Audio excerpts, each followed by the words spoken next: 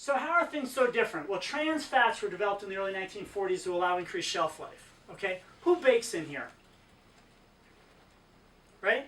A lot of bakers. If you bake a cake today, okay, homemade from scratch, and you leave it on your shelf for 2 weeks, how healthy and well is it going to be to eat? Are you guys bad bakers? Well, how can Freihofers do it? They can leave it on the shelf for 5 weeks and still fairly fresh. Because there's plastics in it, right? Those plastics are called trans fats or partially hydrogenated oils. And that's really what we want to get away from, okay? Those partially hydrogenated oils go in that lipid bilayer of every cell and change how that cell structurally functions neurologically. It changes the docking site. So basically, if you think about every cell, cells are like a ship port where certain ships can go in and dock in certain areas. Well, some ships might be too large for that particular dock, so they have to go smaller ones. Cells are the same way. With trans fats, it just changes the cell structure completely, and we don't want that. So in the early 60s and 70s, what was the fad, that cholesterol-lowering fad? Lower your cholesterol, lower your cholesterol, lower your cholesterol. But what did we do? We increased the usage of vegetable oils. Now, vegetable oils, are they a 6 or a 3? 6. They're a 6. Now, there was some commercials a couple of years ago that said, how could vegetable oil be bad? It was from the corn industry, okay? How could vegetable oil possibly be bad? These crazy people are saying this stuff.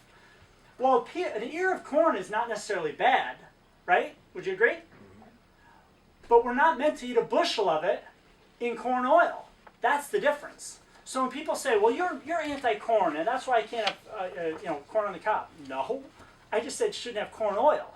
You can have an ear of corn. If you strip that down and press it, you're not going to get much corn oil out of it. Would you agree? So in the mid-'80s, what was the fad? Now we went a high carbohydrate and low fat diet. Fat was the world's worst thing in the whole entire world, right? Decrease the fat and all of our cardiovascular diseases go away. Did that happen? No, just the opposite happened. Why did it happen though? Because these things are pro-inflammatory. So now we're super inflamed, and guess what we're still getting? Heart disease, stroke, right? And a whole host of other diseases like we just discussed. Just while we're here, do you think that the inflammatory cascade can have an effect on cholesterol and how it deposits on the arteries? In a huge fashion, okay?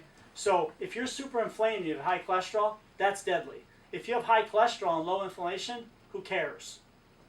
I know it's going to sound strange, because people that are on cholesterol meds, they're like, hold on here, I'm not sure if I agree with that particular opinion, but that's really what the research bears out, okay? Today, what are we looking at? High protein and low in carbohydrates are the fad, okay? My goal, though, is get people with clean protein, okay? Grass-fed stuff, and we'll talk more about that. But you have to mix it with a fair amount of alkalinity, okay, which is fruits and vegetables, and we'll talk more about that, okay? If you have questions as we go through, just stop me, okay? So look at this. How's the food pyramid, okay? The standard American diet, what's that abbreviation? Pretty sad, right? What's the foundation of it? Grains. Absolutely grains. No question about it. We've got some fruits and vegetables, and then we get up into the sugars and things at the top. But grains is our foundation. What should it be? Fruits and vegetables. Fruits and vegetables, okay? Sparse amount of meats and things, and with dairy. And, we're not saying you can't have grains. We're just saying you shouldn't have nearly as much as you probably do.